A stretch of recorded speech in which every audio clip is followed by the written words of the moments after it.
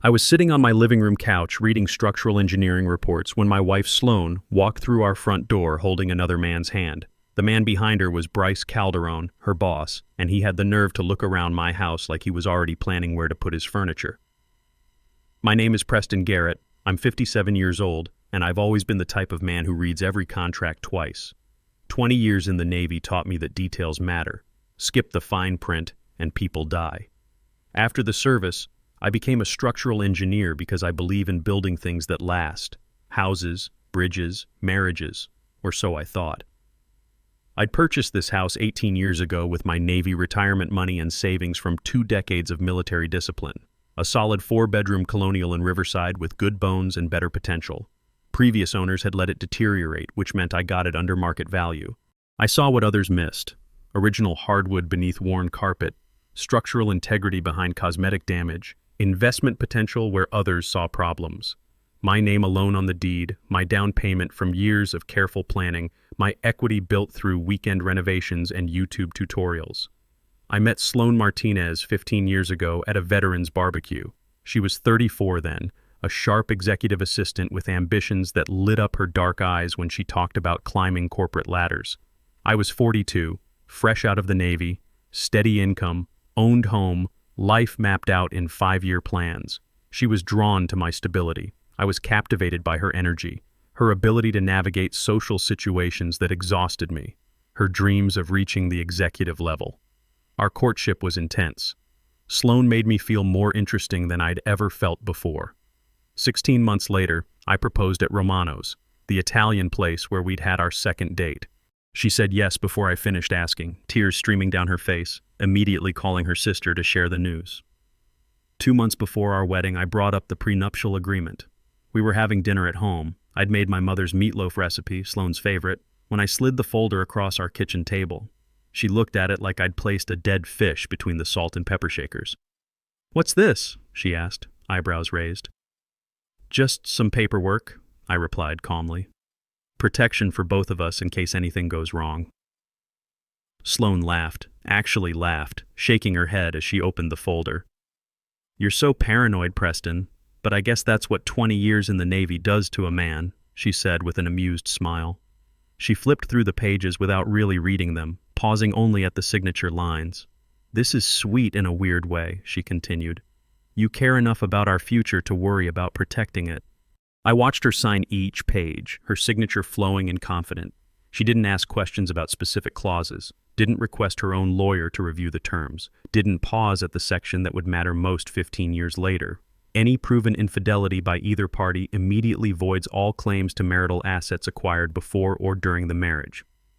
"There," she said cheerfully, sliding the folder back to me. "Happy now?"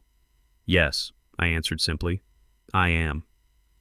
Our 15 years together unfolded like carefully drafted blueprints. Sloan's promotions came steadily. Senior assistant, executive coordinator, then account manager at Pacific Investment Group downtown. My career advanced in parallel. Project engineer to senior engineer to construction manager. We developed rhythms. Saturday morning farmers market runs, Sunday afternoon home improvement projects, annual trips to Sloan's family in Arizona, quiet evenings where she'd work on her laptop while I reviewed building plans at the kitchen table. No children. We'd agreed to wait until Sloan reached senior management, until we could afford the lifestyle she envisioned for our family. She was methodical about career advancement, networking at company events with the focus of a military campaign. I admired her determination, her ability to charm executives twice her age, her refusal to accept limitations others tried to place on her. For 15 years, I believed I knew my wife completely. I was wrong about a lot of things, but I was right about that prenup. 8 months ago, Sloan started coming home smelling like cologne I didn't recognize. It was subtle at first. A faint scent clinging to her blazers, something expensive and masculine that lingered when she kissed my cheek at the front door. When I mentioned it, she'd shrug dismissively. I've been in close meetings all day, cramped conference rooms with executives who probably bathe in designer fragrances. But that was just the beginning. Sloan began dressing differently for work. Designer labels appeared in our closet. Silk blouses from Theory, Italian leather heels that cost more than her car payment, jewelry I definitely hadn't purchased, a delicate gold bracelet that caught the light when she gestured. pearl earrings that made her look sophisticated in an unfamiliar way, a pendant with a small diamond that nestled in the hollow of her throat. "New jewelry?"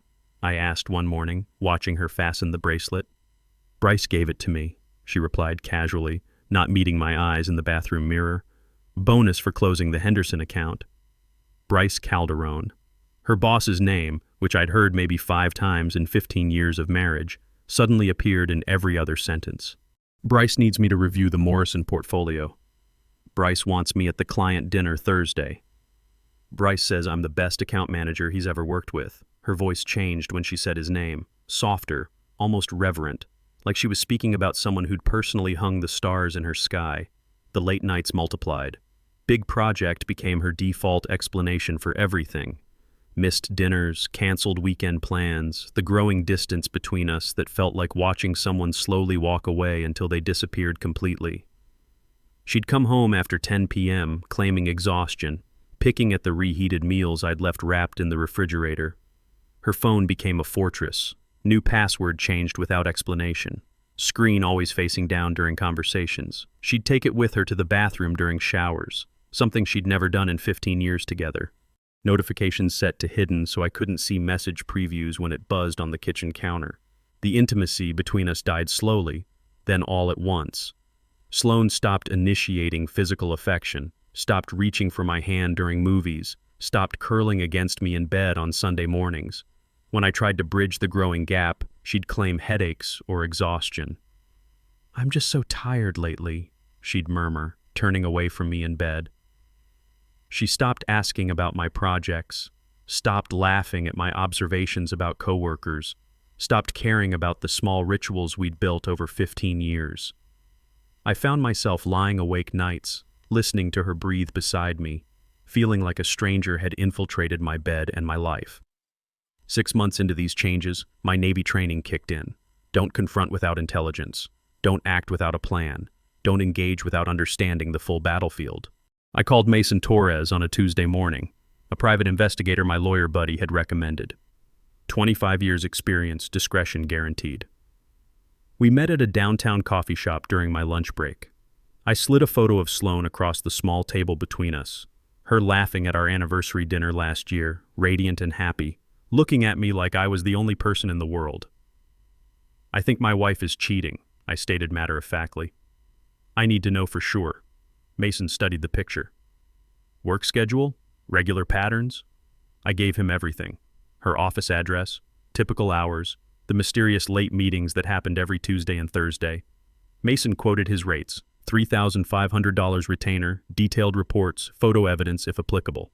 I paid in cash. "How long do you want me on this?" he inquired. "Until you find proof she's cheating," I answered firmly, "or until I'm convinced I'm wrong." It took Mason 4 weeks.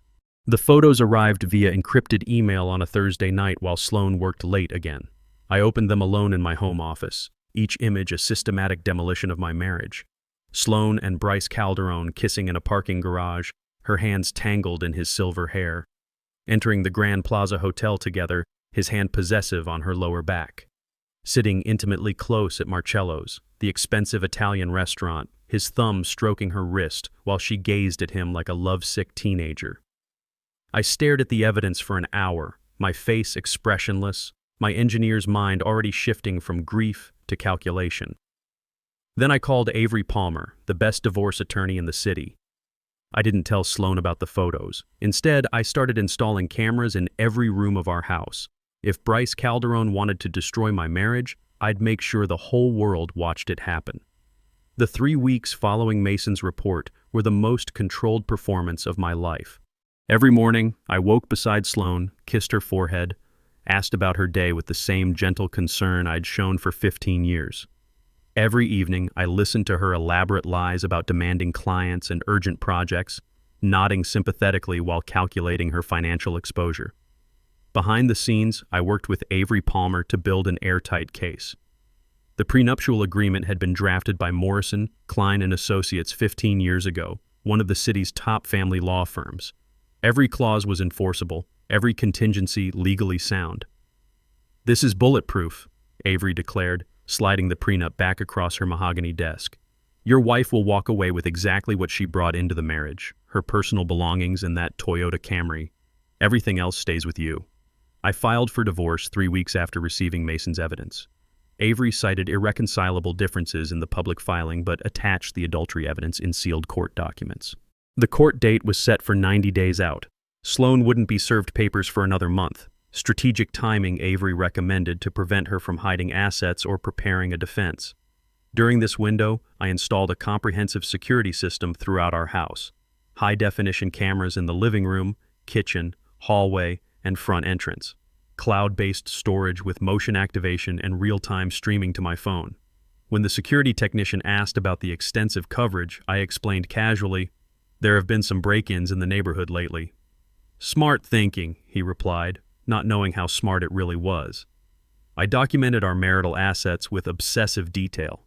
Bank statements going back 15 years, investment portfolio summaries, retirement account balances, the recent house appraisal showing $385,000 in equity, receipts for every major purchase, proof of my sole ownership of the property. Avery assembled everything into an impenetrable financial fortress that would withstand any challenge Sloan's eventual attorney might mount. I also made a calculated decision that revealed the true scope of my planning. I contacted the HR department at Pacific Investment Group, not to file a formal complaint, that would be too obvious, too traceable back to me.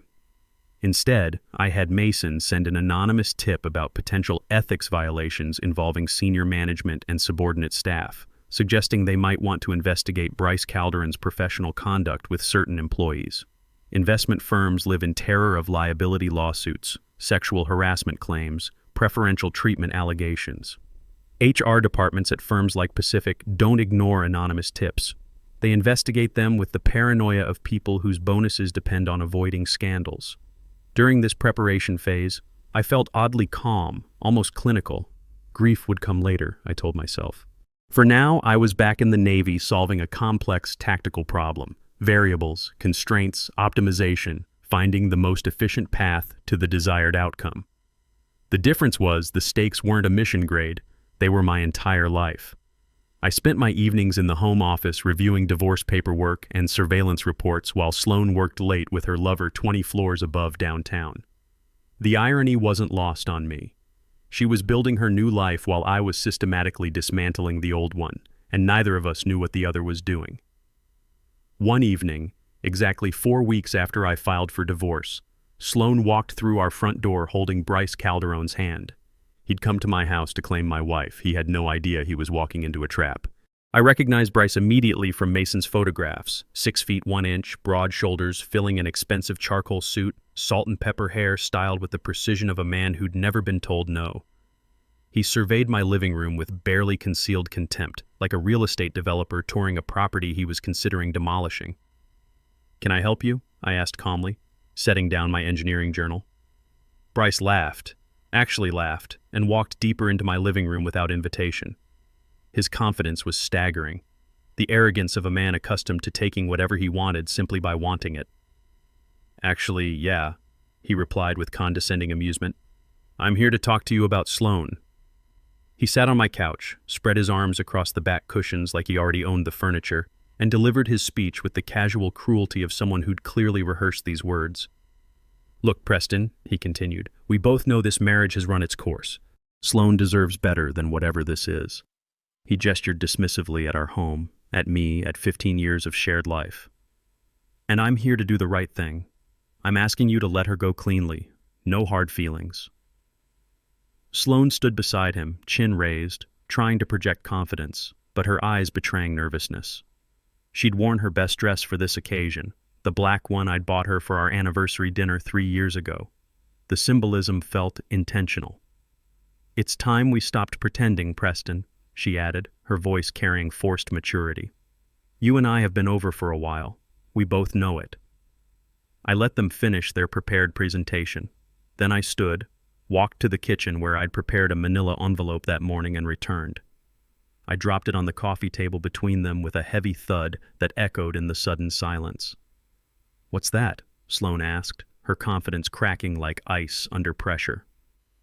"Private investigator's report," I replied, my voice ice cold. "Photos, videos, timestamps, witness statements, You two have been screwing for 6 months, Tuesday and Thursday evenings mostly, the Grand Plaza Hotel, Suite 412, you're creatures of habit. Bryce's smirk evaporated like smoke. Sloane went pale, her hand reaching toward the envelope, then pulling back like it might burst into flames. I continued, each word a surgical strike designed for maximum damage. I filed for divorce 4 weeks ago. The prenuptial agreement you signed, Sloane, the one you didn't bother reading, clearly states that infidelity voids all claims to marital assets. You get nothing. No house, no savings, no retirement accounts. You'll leave this marriage exactly as you entered it, with your car and your clothes. Sloane tried to stand, panic overtaking her carefully constructed composure. Preston, wait, she pleaded desperately. We can talk about this. Sit down, I commanded sharply. The authority in my voice, 20 years of Navy command presence, made her collapse back onto the couch like her strings had been cut. I turned to Bryce, and the temperature in the room dropped to Arctic levels. And you, I said coldly, you're trespassing. Those cameras, I pointed to the living room security system, are recording everything. You entered my home without invitation and attempted to intimidate me into surrendering my wife. That's breaking and entering, harassment, and depending on how I frame it to the police, possibly extortion. Bryce stood, trying to reclaim his dominant position through sheer physical presence. I didn't threaten you, he protested. You demanded I give you my wife, I interrupted. In my house, after screwing her for 6 months behind my back. That's absolutely a threat. Bryce stepped forward, towering over me, puffing his chest like a territorial animal. You think you scare me? He sneered arrogantly. I make more in a month than you make in a year. I'll bury you in legal fees. I'll destroy... I moved. Navy training never really leaves you. The first strike was precise, both hands grabbing Bryce's expensive lapels and slamming him against the wall hard enough to crack the plaster. His head snapped back, leaving a small dent in the drywall. Before he could recover from the shock, I drove my fist into his solar plexus, a calculated blow that evacuated every molecule of air from his lungs and left him gasping like a landed fish. Bryce doubled over, wheezing, and I brought my knee up into his ribs with the full force of 15 years of suppressed rage. The crack was audible. He crumpled, and I followed him down with a vicious kick to his groin that sent him into a fetal curl on my hardwood floor, tears streaming down his face, all arrogance stripped away in 30 seconds of controlled violence. Preston, stop! Sloane screamed, grabbing my arm frantically. I shoved her away, not violently, but firmly enough to send her stumbling backward into the coffee table. I stood over Bryce, breathing steady, knuckles split and bleeding, looking down at the man who thought he could walk into another man's home and steal whatever caught his fancy. Get out of my house now, I ordered coldly. Bryce tried to crawl toward the front door, groaning pathetically, clutching his ribs and groin, reduced to a broken shell of the confident predator who'd entered my home 20 minutes earlier. Sloane rushed to help him, both of them sobbing now, all pretense shattered, the ugly reality of their situation finally penetrating their delusional bubble. I picked up the divorce papers from the side table and threw them at Sloane's feet. Sign them, I instructed firmly. Don't contest. The evidence is overwhelming and you cannot win. Sloane knelt beside Bryce, supporting his weight, mascara running down her face like black tears. Preston, please! She begged desperately. We can work something out. Oh, and one more thing, I announced, crossing my arms almost casually. I sent the complete investigation report to your company's HR department this morning. Detailed evidence of your affair, including documentation that Bryce used company resources, expense accounts, client dinners, business travel, to facilitate your relationship. They'll be calling you both tomorrow. Workplace relationships between management and subordinates violate Pacific's ethics code. I checked. Sloane's face crumbled completely. Bryce groaned, barely conscious, probably concussed. They stumbled toward the door together, Bryce leaning heavily on Sloane, leaving small drops of blood on my pristine hardwood floors. I followed them, opened the door, and watched them struggle down the front steps. Bryce could barely walk. Sloane was sobbing hysterically, trying to support his weight while fumbling with her phone. I closed the door, locked it, engaged the deadbolt, and walked to the kitchen. I poured myself 2 fingers of bourbon and sat at the kitchen table, hands shaking slightly from adrenaline but face completely calm. My phone buzzed. Text from Avery Palmer. Papers served. She has 30 days to respond. Judging by the security footage you're streaming me, I don't think she'll contest. I allowed myself a small smile. The next morning, both Sloan and Bryce received calls from Quinn Richardson, head of HR at Pacific Investment Group. The investment world is surprisingly small, and scandals travel fast. Quinn sat across from Sloan in a sterile conference room at 9 a.m. sharp, my investigation report meticulously organized between them. "We've received comprehensive evidence of a workplace relationship between you and Bryce Calderon that violates company policy," Quinn began without preamble. "The evidence includes photographs, hotel records, expense report irregularities, and witness testimony spanning 6 months." Sloan tried to explain, stammering nervously. "It's not what it looks like. This is recent, and it doesn't affect my work." "Mr. Calderon used company credit cards for personal dinners with you," Quinn interrupted sharply. "He approved expense reports for travel where you shared accommodations. He gave you bonuses and raises that our review suggests were not merit-based. This creates massive liability for the firm." The parallel conversation with Bryce happened simultaneously in another conference room. He tried to bluster, threatening legal action despite his obvious physical injuries. "This is harassment," he declared indignantly, wincing as he shifted in his chair. "I've been with this company for 12 years. "Which makes your behavior even more inexcusable," Quinn replied coldly. "You knew better." "Effective immediately," she continued to both of them in separate rooms, "you are terminated for gross violation of our ethics code and professional conduct standards. Security will escort you out. You have 1 hour to collect personal belongings." Their walk of shame became legend in downtown financial circles. Both escorted by security through the main office during peak morning hours, carrying boxes of personal items while hundreds of colleagues watched in stunned silence. Phones appeared, taking photos, typing messages. By lunch, the story had spread through every investment firm in the city. Bryce's destruction was particularly spectacular. As a senior vice president, his career had been built on reputation and network connections. In the incestuous world of high finance, word traveled at light speed. Other firms heard about the ethics violation, the termination, the sordid circumstances. Doors began closing before Bryce could even start making calls. When he reached out to his former colleague at Goldman Sachs, the response was swift and brutal.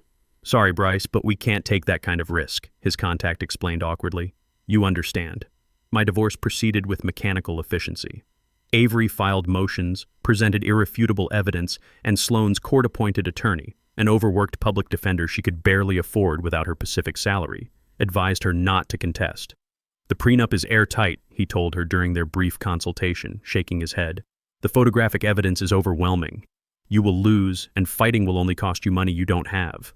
"But surely there's something," Sloan began desperately. "Nothing," he replied firmly. "Your husband played this perfectly." 75 days after the confrontation, the divorce was finalized. I retained the house, all savings accounts, all retirement portfolios, all investments. Sloan received her personal belongings, her Toyota Camry with 14 months of payments remaining and exactly nothing else. 15 years of marriage, and she walked away with less than she'd entered with because now she carried legal fees she couldn't pay. The final destruction of Sloan and Bryce's relationship followed predictably. Without jobs, without money, without the forbidden thrill of secrecy that had sustained their affair, their love evaporated like morning fog. They fought constantly in her cramped studio apartment. "This is your fault," Bryce accused angrily, his ribs still aching from our encounter. "You should have been more careful." "My fault?" Sloan shot back bitterly. "You're the one who insisted on using company cards for everything." "You could have said no," he replied coldly. "Just like you could have kept it in your pants," she retorted. Within 3 months of the confrontation, they broke up viciously in the parking lot of Sloan's new studio apartment. Bryce moved to Phoenix, taking contract work at 60% of his previous salary, unable to get recommendations from any firm in our city. The physical injuries had healed, but his professional reputation never would. Sloan moved to Denver, working administrative jobs for a third of her Pacific income, starting over from absolute zero at 49 years old. Meanwhile, I received the final divorce decree in the mail. I filed it carefully in my home office, poured myself a drink, and felt nothing. Not triumph, not satisfaction, not even relief, just quiet. 9 months later, I realized I hadn't thought about Sloan in weeks. That's when I knew I'd truly won. 12 months after the divorce finalization. I sit on my back porch on a Saturday morning, coffee in hand, watching sunrise paint my well-maintained yard in gold and amber. The house is entirely mine again, quiet, clean, peaceful in a way it hasn't been in years. I've had the walls repainted, replaced the furniture Sloan had chosen, made the space my own again. The anger that sustained me through investigation and confrontation has faded, replaced by something gentler. Acceptance, maybe, or simply indifference. Sloan is a closed chapter, filed away like the divorce decree in my office. My life has moved forward deliberately. I received a promotion 6 months ago, senior project manager leading the firm's largest infrastructure contract. My colleagues respect me. Word of my divorce spread quietly, but without judgment. In their world of engineers and contracts, my methodical approach to dissolving my marriage simply confirmed what they already knew. Preston Garrett thinks ahead. I'm dating again. Nothing serious, nothing rushed. Sage Mitchell, a landscape architect I met through mutual friends. She's divorced herself, funny, kind, refreshingly direct. We take walks, cook dinners together, share stories about our cautious re-entries into vulnerability. I find myself laughing more, sleeping better, remembering what peace feels like. My coworker Jason asked me once over lunch, "Whatever happened to Sloan?" I shrugged, taking a bite of my sandwich. "She's gone," I replied simply. "That's all that matters." I never think about her anymore. And when I do, it's with the detached curiosity you might feel about a stranger who once briefly intersected your life. Meanwhile, 850 miles away in Denver, Sloan sits in a cramped studio apartment, scrolling through old photos on her phone late at night when she can't sleep. Pictures of the house she lost, the life she destroyed, the confident woman she used to be when she thought she was untouchable. She tried reaching out to me once, 4 months after the divorce. A long email apologizing, explaining, pleading for acknowledgement. I blocked her address immediately. She tried reaching out to Bryce. He never responded. She works as an administrative assistant now at a mid-sized logistics company, making barely enough for rent and groceries. She's lost weight she couldn't afford to lose, developed insomnia, sees a therapist on a sliding scale payment plan. Every night she thinks about the prenup she didn't read carefully, the man she underestimated completely, and the choices that cost her everything. I'm in my home office reviewing blueprints for a new project when my phone buzzes. A text from Sage asking if I want to grab dinner tonight. I smile, type back, "Yes, looking forward to it," and return to my work. People ask me sometimes if I regret how things ended, if I think I went too far, if I feel guilty for destroying Sloan's life so completely. I don't. She made her choices. Bryce made his. I simply ensured they faced the consequences. And now, sitting in the house I built with my life reconstructed on my own terms, I sleep perfectly well at night. Because in the end, I didn't just win the divorce. I reclaimed my dignity, my peace, and my future, and no one, no arrogant boss, no faithless wife, no amount of betrayal was ever going to take that from me. At 57, I've learned that sometimes the best revenge isn't just being successful, it's being prepared. The man who reads the fine print doesn't just survive, he thrives while others pay the price for their assumptions.